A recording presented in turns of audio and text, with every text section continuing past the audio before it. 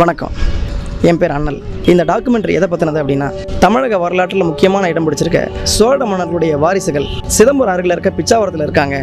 அவங்க பாளையக்காரங்களாகவும் ஜமீன்களாகவும் இருக்காங்க அப்படி நீண்ட காலமாக எழுதப்பட்டு வந்திருக்கு. அதை விட குறிப்பாக சோழ மன்னர்களுடைய வாரிசுகள் வன்னியர்கள், பிச்சாவரம் ஜமீன்தார்கள் வன்னியர்கள் அப்படின்ற தகவலையும் பல்வேறு ஆட்கள் சொல்லியிருக்காங்க. பல வருஷம் ராசுவும் சொல்லியிருக்காரு. என்னோட நண்பர் முரளி, நான் இன்னும் சில பேருக்கு இது உண்மைதானா, அவங்க சோழ மன்னனுடைய வாரிசாக இருந்தால் அவங்களோட நிலைமை எப்படி இருக்குது, இதையெல்லாம் கண்டறியணும்னு எங்களுக்கு ஒரு நீண்ட நாளாக எண்ணம். முதல்ல பிச்சாவரம் ஜமீனை சந்திக்கிறதுக்காக நாங்கள் சிதம்பரம் வந்தோம். சிதம்பரம் பஞ்சபூத ஸ்தலங்களில் ஆகாய ஸ்தலம். சைவர்களுக்கு கோயில் வேறு சிதம்பரம் வேறு அல்ல. கோயில் என்றாலே சிதம்பரம்தான். இந்த திருக்கோயிலில் ஆனந்த நடனமிடும் சிவபெருமான் தான் சோழர்களின் முதற் கடவுள். தில்லை நடராஜர் ஆலயத்தில்தான் காலம் காலமாக சோழர்களுக்கு முடிசூட்டப்பட்டு வருகிறது. சோழ பரம்பரைக்கு நடராஜா கோயில் தொடர்பு நிறைய இருக்கிறதுனால இங்கே நடராஜா கோயிலில் முடிச்சு விட்டு விழா நடந்திருக்கு. அலபாரி சோழன் காலத்தில் தான் இங்கே பெரிய புராணம் அரங்கேற்றப்பட்டதுனால அந்த காலத்துலேருந்தே அவங்க சிதம்பரம் நடராஜா கோயிலுக்கும் அவங்களும் நிறைய தொடர்பு இருந்ததுனால நிறைய விழாக்கெல்லாம் அவங்களுக்கு தொடர்பு வந்து முடிச்சு விட்டு விழா நடந்திருக்கு. பெரிய புராணம் சொல்லப்படுது, பெரிய புராணத்தில் சில விஷயங்கள் சொல்லப்பட்டது. நம்ம கோவில் புராண சரித்திரங்கள் இதை பற்றி சொல்லப்பட்டிருக்கு.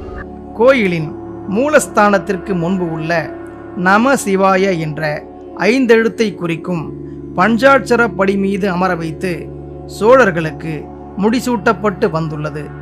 இந்த வரலாற்றுக்கு பெரிய புராணம், கோயில் புராணம் போன்ற நூல்களும் பல்வேறு கல்வெட்டுக்களும் ஆவணங்களும் சான்று பகர்கின்றன. இவ்வாறு முடிசூட்டிக் கொள்ளும் வழக்கம் இன்னமும் இருக்கிறது என்பதையும், அப்படி முடிசூட்டிக் கொண்ட அரசர்கள் தற்போதும் வாழ்ந்து வருகிறார்கள் என்பதையும் பலர் தங்கள் நூல்களில் வெளிப்படுத்தியுள்ளனர். ஆனாலும் அவர்களை நேரில் சந்தித்து முழுமையான ஆய்வை யாரும் மேற்கொள்ளவில்லை. இதனால் நானும் எனது நண்பர் விமானப்படை அலுவலர் திரு முரளி நாயகரும் பிச்சாவரம் பாளையக்காரர்களின் இருப்பிடத்தை கண்டுபிடிக்கும் முயற்சியில் இறங்கினோம்.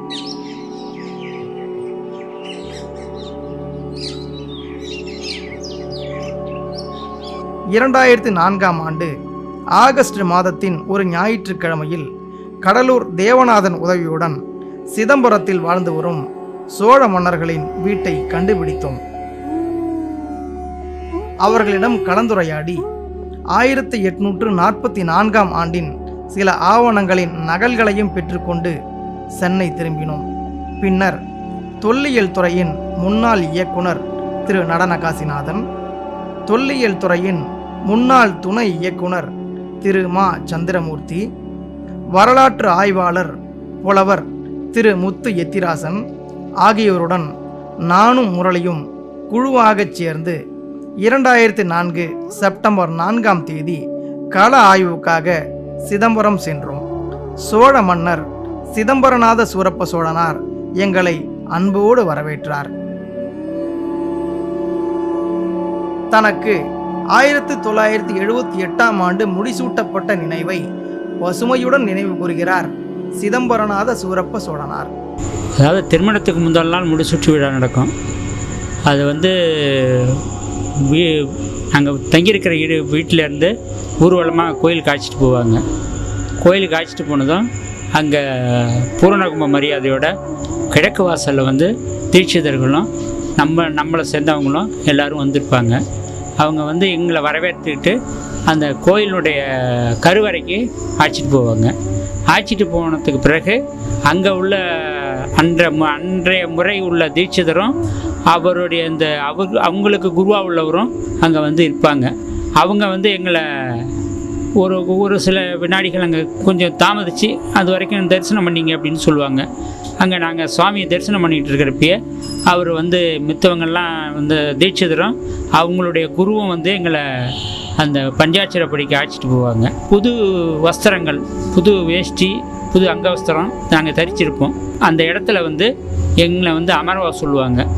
அங்கே அமர சொன்ன உடனே நான் இந்த பஞ்சாட்சரப்படியில் அமருவேன். அமர்ந்த பிறகு அங்கே நடராஜருக்கு எந்த சங்கால அபிஷேகம் பண்ணுவாங்களோ அந்த வலம்புரி சங்கால நடராஜருக்கு அபிஷேகம் செய்கிற மாதிரியே அந்த தண்ணீரை புனித நீரை எடுத்து எனக்கு தலையில் புரோட்சிப்பாங்க, அப்படியே ஊற்றுவாங்க. அப்போ வந்து அவர் ஒரு மந்திரம் சொல்லுவார். அந்த தீட்சிதரோ அவங்களுடைய குருவோ ஒரு மந்திரம் சொல்லுவார். அந்த அந்த இது தலையில் தண்ணி ஊற்றினதுக்கு பிறகு பட்டம் கட்டுறதுன்னு ஒரு சடங்கு. அதுக்கு வந்து பனை ஓலையில் ஏதோ ஒரு மூல மந்திரம் எழுதி அதையும் வந்து நெற்றியில் வந்து அவங்க அணிவிப்பாங்க. அதை அணிவிச்சது பிறகு அங்கே உள்ள மக்களுக்கெல்லாம் வந்து நீங்கள் எதாவது சொல்ல விரும்புகிறீங்களா அப்படின்னு சொல்லுவாங்க. பொதுவாக கோயிலில் வந்து நமக்கும் சரி நம்மளும் சரி யாருக்கும் கும்பிடக்கூடாது. நம்ம கும்பிடுறது பூரா கோயிலில் எழுந்திருக்கிற இறைவனுக்கு தான் சேரணும். ஆனால் எல்லோரும் வணக்கம் தெரிவிச்சிட்டாங்க.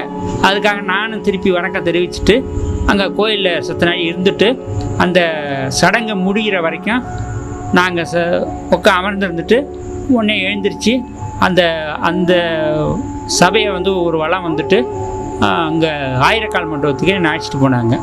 அழைச்சிட்டு போனதுக்கப்புறம் அங்கே அந்த அரசருக்கு உரிய உடைகளை அணிவிச்சாங்க. அணிவிச்சிட்டு இங்கே கோயிலில் இந்த இடத்துல வந்து சங்காபிஷேகம், அங்கே ஆயிரக்கால் மண்டபத்தில் வந்து இது மகுடாபிஷேகம், மணிமுடி சூட்டு விழா. அங்கே வந்து அந்த அந்த உள்ள உடைகளையும் அங்கே அணிவித்து அங்கே மணிமுடியை சூட்டுனுவாங்க. தில்லைவாழாந்தனர்கள் தான் எங்களுக்கு பரம்பரையாக முடி சூட்டுற வழக்கம். அது சூட்டினதுக்கப்புறம் தான் அங்கே பொதுமக்கள் விரும்புகிற அளவுக்கு அவங்களுடைய தகுதிக்கு ஏற்ப எனக்கு வந்து அவங்க அன்பளிப்பு தருவாங்க. அந்த கோயிலேருந்து புறப்பட்டு 4 வீதியும் ஊர்வலமாக வர்றது. பிச்சாவரம் சோழர்கள் வன்னியர் சமூகத்தைச் சேர்ந்த அரச குடும்பங்களுடன் திருமண உறவு வைத்துள்ளனர். எங்களுக்கு வந்து உடையார்பாளையம், அரியலூர், முகாசப்பர் 3 பேரும் தான் பெண் கொடுக்கக்கூடிய முறை உள்ளவங்க. கடலங்குடி வந்து எங்களுக்கு பங்காளிகள். பாரம்பரிய முடிசூட்டு விழா தனக்கு பிறகும் தொடரும் என்கிறார் சிதம்பரநாதன். இந்தியா சுதந்திரம் அடைந்த பிறகு எங்களுடைய குடும்பத்துக்கு தான் இந்த மணிமுடி சூட்டு விழா நடந்துக்கிட்டு இருக்கு. இந்த நிகழ்ச்சி வந்து எனக்கு பிறகு என்னுடைய மூத்த குமாரன் சக்கரவர்த்திக்கு நடக்கும். சிதம்பரநாத சூரப்ப சோழனாரின் மனைவி திருமதி சாந்தி தேவி ஆயாள். ஆயாள் என்பது அரச குடும்பத்து பெண்களுக்கான அடைமொழி பெயர். நான் பிறந்தது உடையார்பாளையம், சின்ன குழந்தராஜாவுடைய பொண்ணு, உடையார்பாளையம் ஜமீன்தாருடைய பேத்தி. நான் என்னை கல்யாணம் பண்ணி கொடுத்தது பிச்சைவரம் பாளையக்காரர் சோழ பரம்பரையை சேர்ந்த குடும்பம். சோழ பரம்பரையில் வந்து என்னை கல்யாணம் பண்ணி கொடுத்துருக்குறாங்க. நான் பெரிய ஒரு சோழ பரம்பரை வம்ச வழி வந்த ஒரு மன்னரை கட்டிக்கிட்டத்தில் முடிசூட்டுனா, அதுவும் முடிசூட்டிக்கிட்ட கல்யாணம் பண்ணத்தில் ரொம்ப சந்தோஷப்படுறேன். பெருமையான குடும்பத்துக்கு வந்து நான் ரொம்ப பெருமைப்படுறேன். வன்னிய அரச குடும்பத்தினரின் சடங்குகள் வினோதமான நடைமுறைகளை கொண்டவை. கல்யாணம் பண்ணி கொடுத்தாங்கன்னா அப்பா வீட்டுக்கு திரும்பி அனுப்ப மாட்டாங்க. அதே மாதிரி பெண்ணை கொண்டு வந்து விட்டாலும் அப்பாவோ அண்ணன் தம்பிங்களோ அன்னைக்கு கொண்டு வந்து விட்டு அந்த எல்லையோடு திரும்பிடுவாங்க, திரும்பி வரமாட்டாங்க. எங்களுடைய மரபும் அந்த மாதிரி மரபும் இன்னமும் நடந்துக்கிட்டு இருக்கு. உடையார்பாளையம் அரசர்கள் தங்கள் பெண்களை பல்லக்கில் அனுப்பி பிச்சாவரம் அரசர்களுக்கு திருமணம் செய்து கொடுத்துள்ளனர். சீர்வரிசைலாம் நிறைய தங்கம், வெள்ளி, வைரம் அதெல்லாம் செய்வாங்க ஜமீன்தார் வீட்டு பொண்ணுன்னு. இது வரைக்கும் எங்களுக்கு உடையார்பாளையத்தில் இருந்து மற்ற இடத்துக்கு பொண்ணு கொடுத்தாங்கன்னா, நான் அப்போ உடையார்பாளையத்தில் பிறந்த பெண்ணு. எனக்கு வந்து கன்னிகாதானம் பண்ணி எல்லாமே செஞ்சு கன்னிகாதானம் பண்ணி தான் வீட்டுக்கு அனுப்புவாங்க. அந்த மாதிரி தான் எங்கள் அப்பா எனக்கு எல்லாம் செஞ்சு அனுப்பி வச்சாங்க. இந்த காலில் மெட்டி, பவுனு மெட்டி தான் போகிறது, பவுன் கொலுசு தான் போகிறது, வெள்ளியெல்லாம் போட மாட்டோம். தாலி வந்து பிள்ளையார் தாலி செய்வாங்க. அந்த தாலி இன்னும் வந்து நிறுத்து பார்க்கலாம் மாட்டோம். எங்கள் வீட்டில் போடும்போது எவ்வளோ பவுன் கொடுத்தாலும் அந்த தாலி வந்து நிறுத்து பார்க்குற பழக்கம் உடையார்பாளையத்தில் கிடையாது. எங்கள் மரபு இது. எல்லாமே வைரம், தங்கம் எல்லாமே நிறமையாக போட்டு கன்னிகாதானம் பண்ணி தான் என்னை அடித்தாங்க. கருகமணியில் பொட்டு கொத்து நாகவழி சடங்குன்னு சொல்லி கல்யாணம் ஆன அன்னைக்கு நாலாம் சடங்குன்னு சொல்லி நாகவழின்னு செய்வாங்க.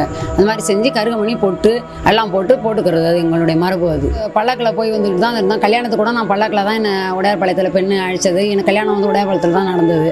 அதனால் பல்லக்கில் தான் போய் வந்துட்டு அந்த மரபுப்படி நடத்திட்டு இருந்தோம். சிதம்பரநாத சூரப்ப சோழனாருக்கு 3 பிள்ளைகள். மூத்தவர் சக்கரவர்த்தி சூரப்ப சோழனார், 2வது மகள் ஐஸ்வர்யா சூரப்ப சோழனார், 3வது மகன் மன்னன் சூரப்ப சோழனார். சிதம்பரநாத சூரப்ப சோழனாரின் தந்தை காலஞ்சென்ற ஆண்டியப்ப சூரப்ப சோழனார். இவருக்கு 1943ஆம் ஆண்டு தில்லை கோயிலில் முடிசூட்டப்பட்டது. அந்த வரலாற்று நிகழ்வை நேரில் பார்த்தவர்களில் ஒருவர் தேவார சங்கீத பூஷணம் நாராயணசாமி படையாட்சி அவர்கள். 90 வயது வரை நிறைவாழ்வு வாழ்ந்த அவர் தற்போது உயிருடன் இல்லை. கல்யாணத்தில் பொண்ணையும் பார்க்க முடியல, மாப்பிள்ளையும் பார்க்க முடியல.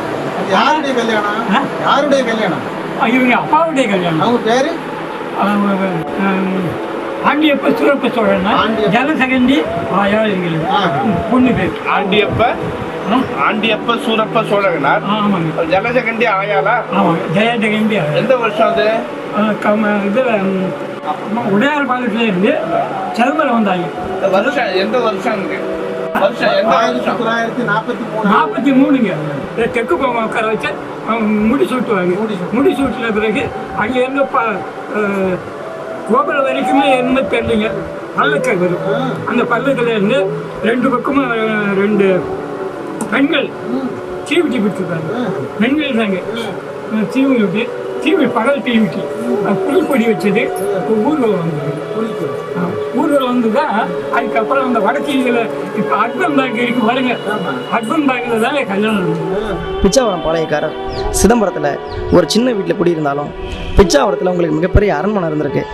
அதை பார்க்கணுன்னு வரலாற்று குழுவில் இருக்க நாங்கள் எல்லாரும் ஆசைப்பட்டோம். அடுத்ததாக பிச்சாவரம் செல்ல வேண்டும். சோழ மன்னர் குடும்பத்தினரின் வழிபாட்டுக்குரிய குட்டியாண்டவர் கோயில் இங்குதான் இருக்கிறது. கதவு இல்லாத இந்த கோயிலின் உள்ளே சிலையும் இல்லை.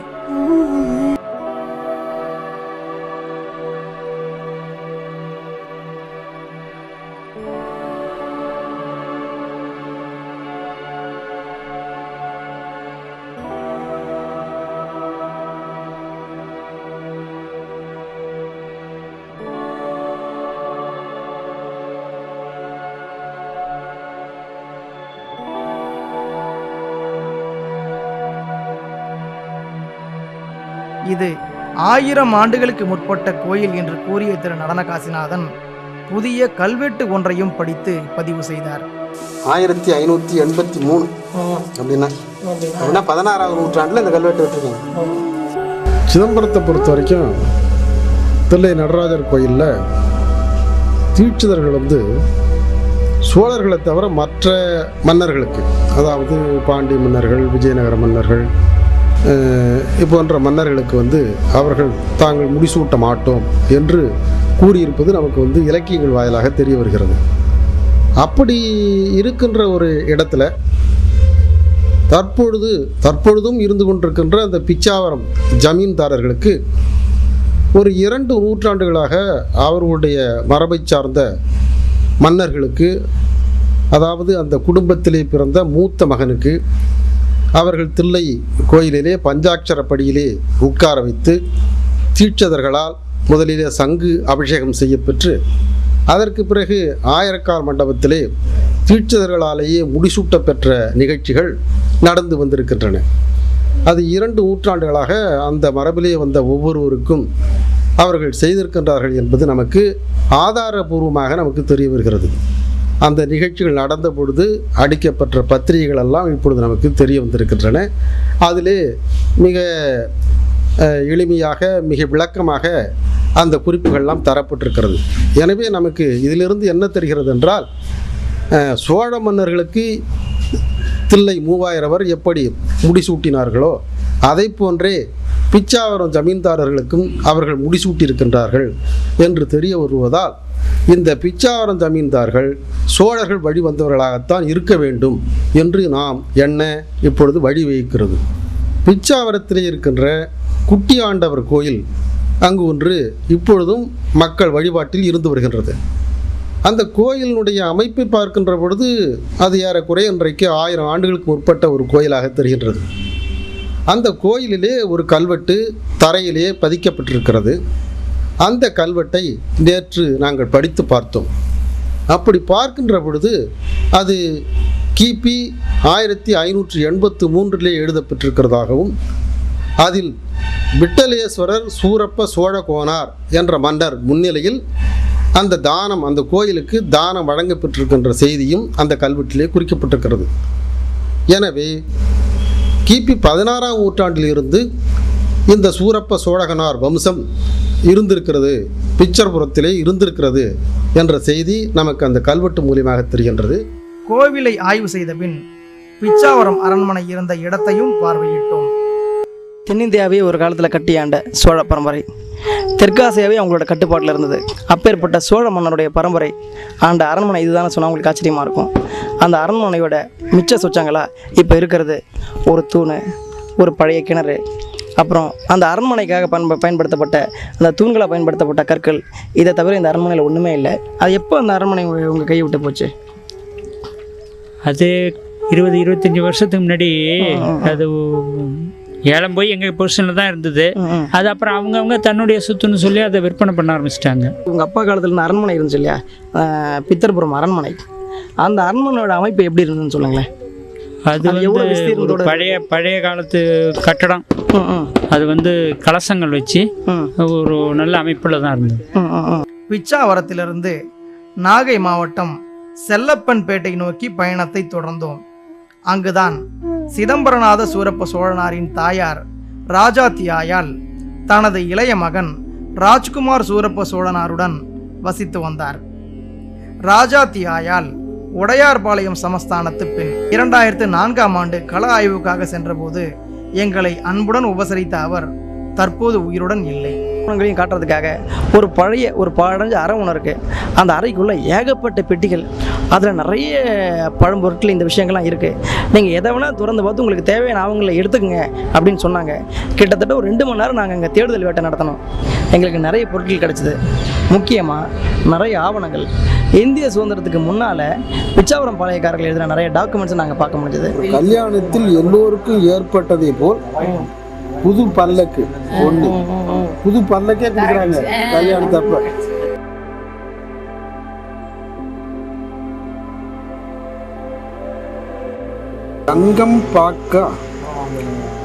ஜங்கம் பாக்குன்னு அப்புறம் ஜம்காலம், ரத்தின கம்பளி, மரப்பெட்டி, ஊஞ்சல் பலகை, போஷகருமாகிய மேப்படி ஆண்டியப்ப சூரப்ப சோழனார் வாரியை, மேப்படி ஜாதி மதம் குடித்தனம் ஜலஜகந்தி ஆயாள் என்கிற ராஜாத்தி ஆயாளுக்கு மேப்படியூர் பெரிய வகுப்பு பாளையகிரி ஸ்ரீ தில்லைக்கண்ணு சூரப்ப சோழனார் அவர்கள் குமாரர் சத்திரியர் சிவமதம் நிராசன் ஆண்டியப்ப சூரப்ப சோழனார் எழுதி செட்டில்மெண்ட் பத்திரம்.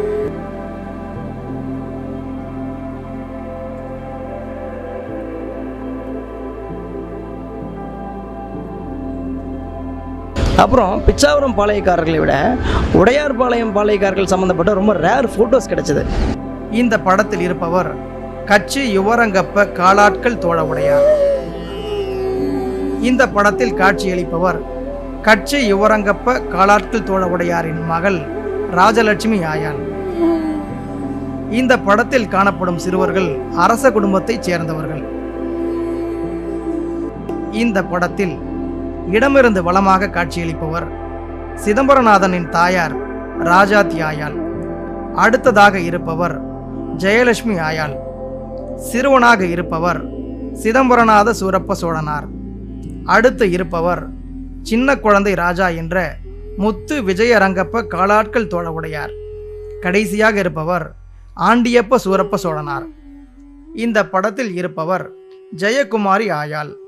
அருகே இருப்பவர் அரியலூர் சமஸ்தானத்தைச் சேர்ந்த குமாரதுரை என்கிற அரசு நிலையிட்ட ஒப்பில்லாத மழவராய நயனார். இந்த படத்தில் காட்சியளிப்பவர் உடையார்பாளையம் சமஸ்தானத்தைச் சேர்ந்த மகாராஜா சாமிதுரை என்கிற கட்சி பள்ளி கொண்ட ரங்கப்ப காலாட்கள் தோழ உடையார். இந்த படத்தில் இருப்பவர் மகாராஜா சாமிதுரையின் மனைவி ரங்கநாயகி ஆயாள்.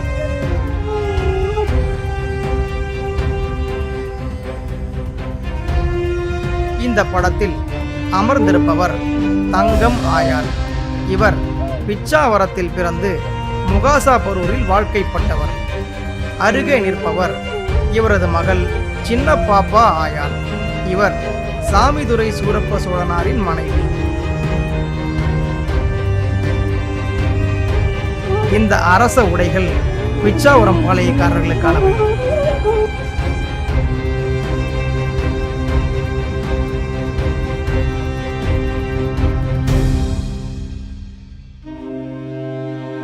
இது பிச்சாவரம் பாளையக்காரர்கள் அணியும் தலைப்பாகை.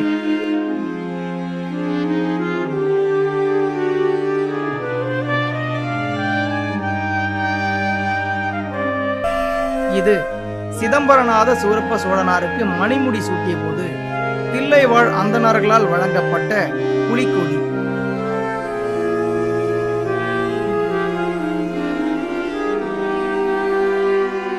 அதுக்கு மேலே வந்து இவங்க பயன்படுத்தின பெரிய ஈட்டி, உடைவாள், அப்புறம் வன்னியர்களுடைய 32 விருதுகளில் ஒன்றா சொல்லப்படுற பகல் தீவெட்டி, சாம்பிராணி கலசம், இப்படி நிறைய பொருட்கள் அங்கே எங்களுக்கு கிடைச்சிது.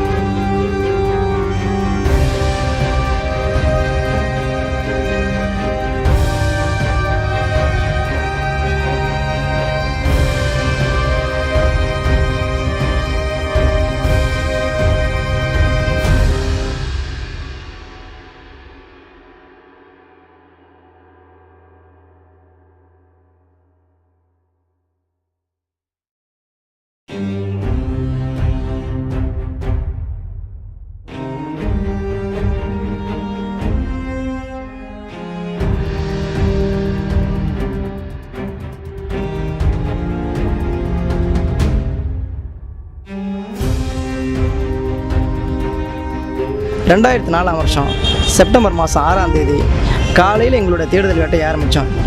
அன்னைக்கு முழுக்க விடிய விடிய சுமார் 14 மணி நேரம் நாங்கள் அலைஞ்சிக்கிட்டே இருந்தோம். இது வரைக்கும் நாங்கள் கண்டுபிடிச்சிருக்க ஆவணங்கள் பல புத்தகங்களில் பதிவு பண்ணப்படாதது, பல பேர் அறியாத தகவல்களை நாங்கள் கண்டுபிடிச்சோம். கிடைத்த தகவல்களை பதிவு செய்து கொண்டு சிதம்பரம் திரும்பினோம். எங்கள் தேடலில் பல நூற்றாண்டுகளுக்கு முந்தைய தகவல்கள் கிடைத்தன.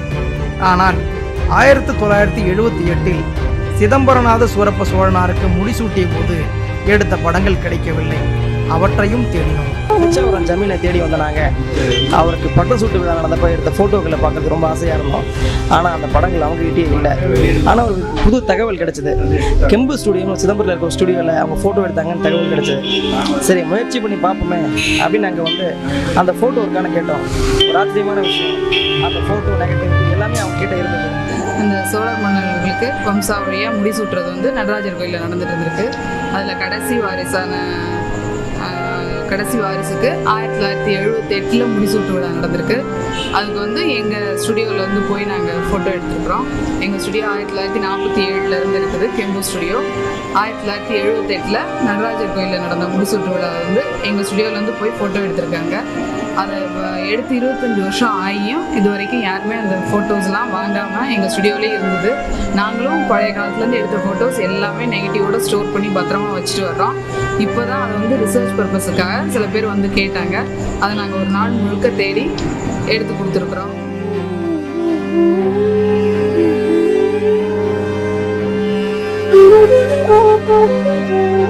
பிச்சாவரம் இப்போ ஜமீன்தார் இப்போ உயிரோடு இருந்துக்கிட்டு இருக்கிற சிதம்பரநாத சோழனாருக்கு பட்டம் சூட்டினதை நாங்கள் பார்த்துருக்கோம்.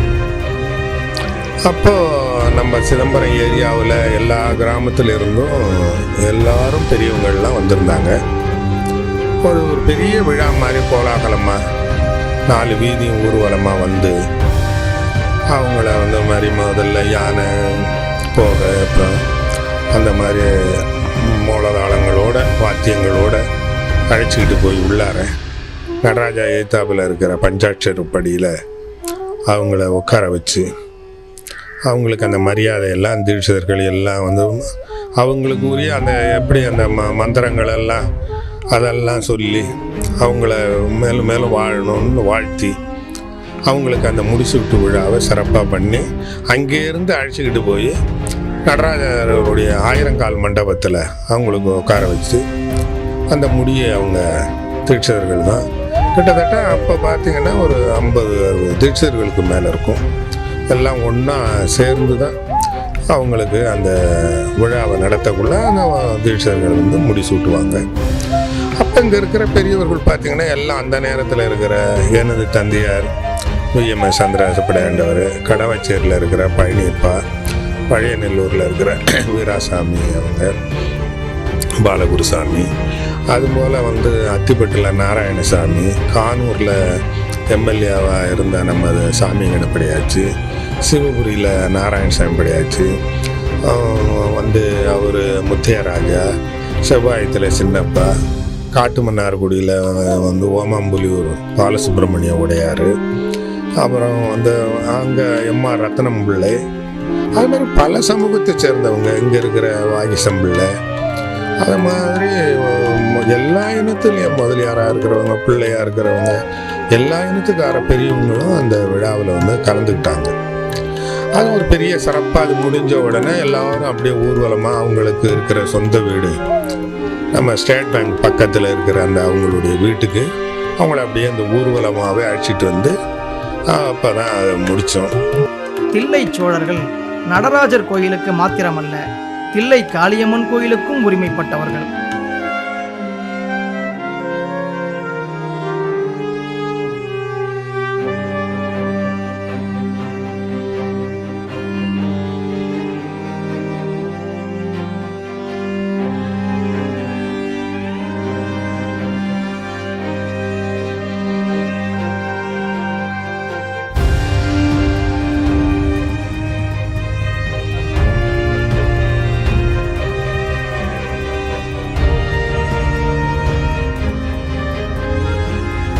தில்லை காளியம்மன் கோயில் என்பது நடராஜர் கோயிலுடைய தொடர்புடைய ஒரு கோயிலாகும்.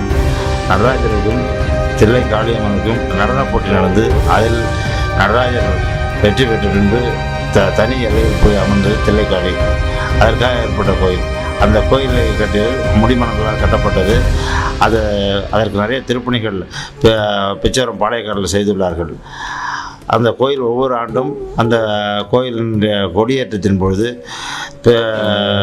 ஜமீனுடைய வீட்டிலிருந்து குதிரை, யானை, ஒட்டைப்படைகளுடனும் படையல் பொருளுடனும் கொடியை எடுத்து சென்று அதற்கு வந்து கோயில் வந்து சுவாமிக்கு படைத்து விட்டு தான் கொடியேற்றுவார்கள். இதற்கு பாளையக்கார சிறப்பு என்று பெயர். இது பழங்காலத்தில் ரொம்ப சிறப்பாக நடைபெற்ற ஒரு நிகழ்ச்சியாகும். இது இல்லாமல் 8ஆம் நாள் திருவிழாவும் இவருடைய திருவிழாவாகும். தில்லை காளி கோயில் மட்டுமின்றி சிதம்பரம் நகரிலேயே உள்ள காயத்ரி கோயிலையும் பிச்சாவரம் சோழர்கள் கட்டியுள்ளனர். காசிக்கு அடுத்தபடியாக தமிழகத்தில் சிதம்பரத்தில் தான் காயத்ரிக்கு கோயில் உள்ளதாக கூறப்படுகிறது. சிதம்பரம் கோயிலை பொறுத்தவரைக்கும் சிதம்பரம் ஆகாட்சேத்திரம். ஆகாசம் எல்லா பொருளையும் அடக்கக்கூடிய ஒரு நிலை. அந்த நிலை சிதம்பரத்தை பொறுத்தவரைக்கும் ஒரு காலங்களாக அந்த காயத்ரிக்கு தனி கோயில் இருந்திருக்கு.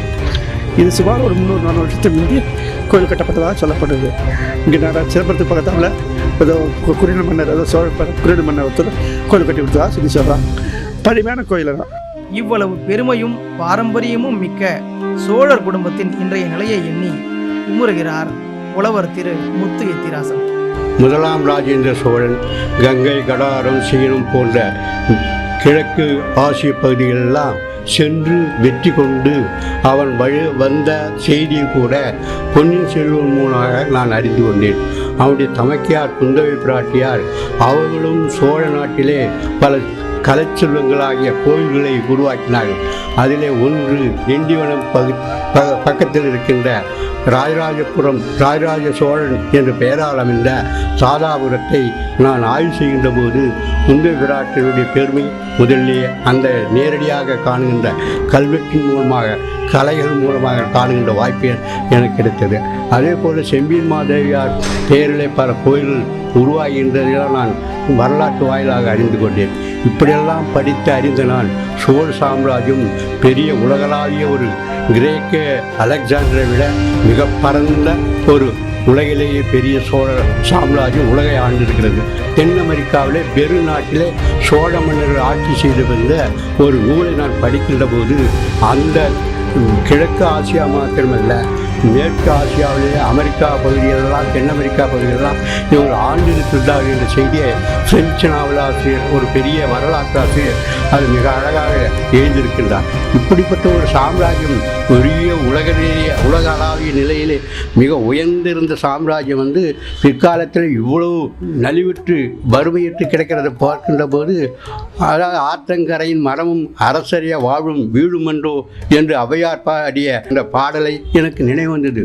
ஒரு காலத்திலே உயர்ந்த குடியும் அவருடைய புகழும் உலகளாவிய வரலாறுகளால் மேல்நாட்டு அறிஞர்களால் போற்றப்படுகின்ற ஒரு சோழ மன்னனுடைய குடும்பம் இப்பொழுது மிகவும் தாழ்ந்து கிடக்கின்ற நிலையும், அங்கே இருக்கின்ற மக்களால் அவர் ராஜாராஜா என்று அழைக்கின்ற முறையும் சோழ மன்னனுடைய வழியில் வந்தவர் என்பது அந்த மக்கள் காட்டுகின்ற ஆர்வம் அவர் பணியும் என்னை மிகவும் வருத்தத்திலும் என் கவலையிலும் என்னை ஆட்டிவிட்டது. உலக புகழ்பெற்ற சிதம்பரம் நடராஜர் கோயிலின் சாவியே பிச்சாவரம் சோழர்களிடம்தான் இருந்துள்ளது. அந்த செய்தியை சிதம்பரம் பகுதி மக்கள் இன்னமும் நினைவு கூர்கின்றனர்.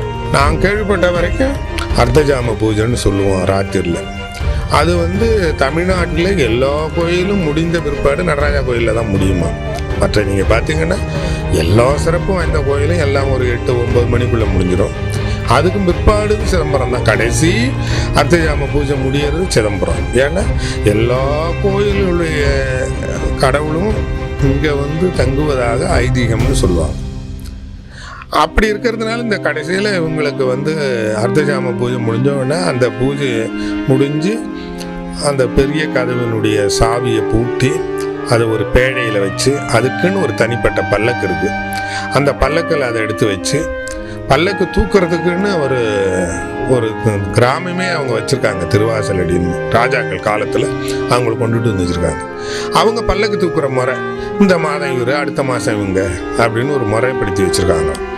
அது மாதிரி அந்த முறையில் இருக்கிற பல்லக்கு தூக்குறவங்க அதை எடுத்துக்கிட்டு போய் ராஜா கிட்ட இங்கேருந்து ஒரு 8-9 மைல் கல் தொலைவில் உள்ள அந்த பிச்சாவரங்க அரண்மனைக்கு எடுத்துகிட்டு போவாங்க.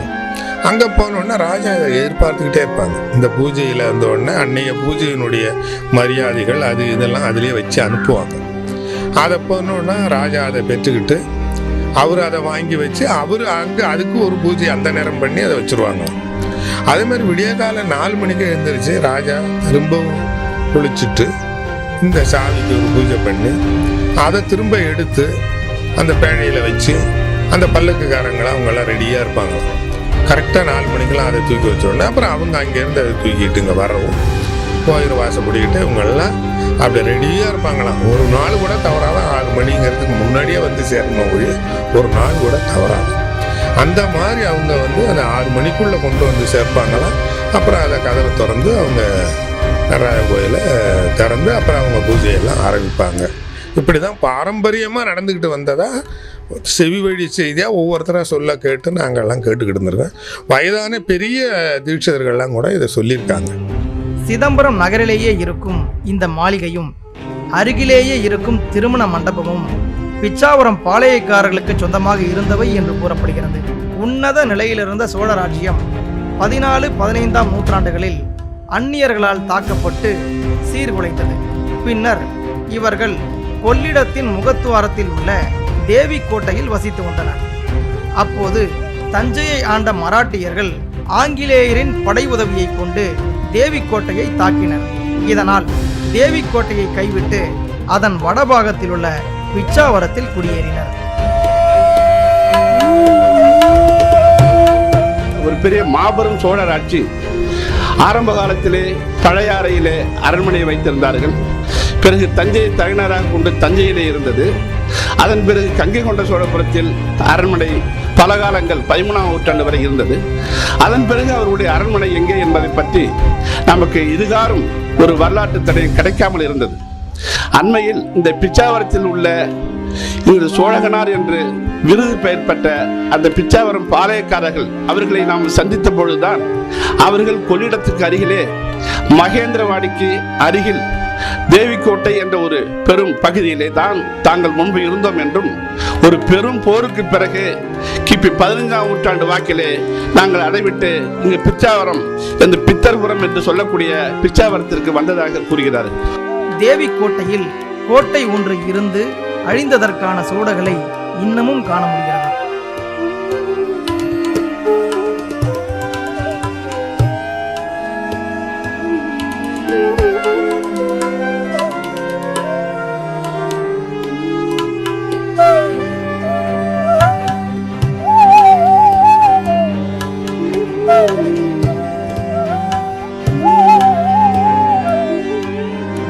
கிழக்கிந்திய கம்பெனியார் பிச்சாவரம் சோழர்களை வெற்றி கொண்டு பொலிட்டிக்கல் பென்ஷன் எனப்படும் அரசியல் ஜீவனாம்சம் அளித்து வந்தனர்.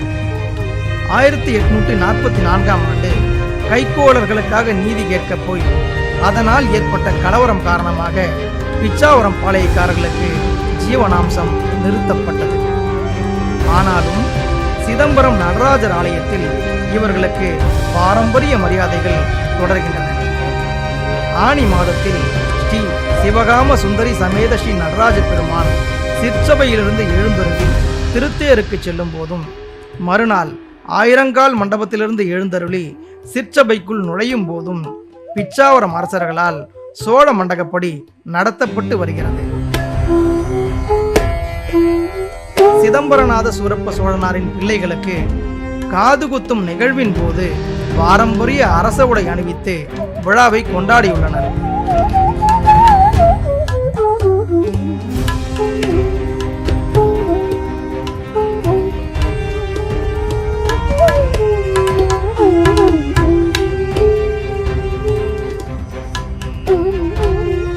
சோழர்களுக்கு முடிசூட்டப்படும் காட்சிகள் தில்லை நடராஜர் ஆலயத்தில் ஓவியங்களாகவும் சிற்பங்களாகவும் வடிக்கப்பட்டுள்ளன.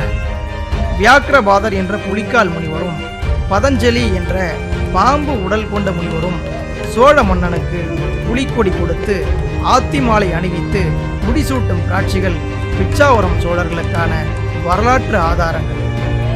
நாங்கள் மேற்கொண்ட இந்த கள ஆய்வின் தொடர்ச்சியாக திரு நடன காசிநாதன் அவர்கள் சோழவேந்தர் பரம்பரை வன்னிய பாளையக்காரர் வரலாறு என்ற நூலை எழுதினார். சோழ மன்னர்களின் வாரிசுகள் தொடர்பாக சிறு குறிப்புகளும் ஒரு சில கட்டுரைகளும் மட்டுமே வெளிவந்திருந்த நிலையில் எமது முயற்சியால் அரியதொரு நூல் வெளியானது. முஸ்லிம் மன்னர்கள், மராட்டியர், ஆங்கிலேயர் என தங்களை மேலாதிக்கம் செய்ய முயன்ற யாருக்கும் கட்டுப்படாமல் தனித்து நிற்க முயற்சித்து சோழர்களின் வாரிசுகள் வீழ்ச்சியை சந்தித்துள்ளனர்.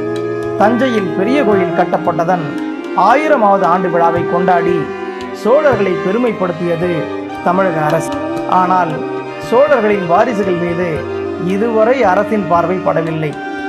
வாழ்ந்து முடித்த சோழர்களை கௌரவிக்கும் தமிழக அரசு இன்றும் வாழும் சோழர்கள் மீது கவனம் செலுத்தி அவர்களையும் வாழ்விக்க வேண்டும் என்பதே எமது விருப்பம்.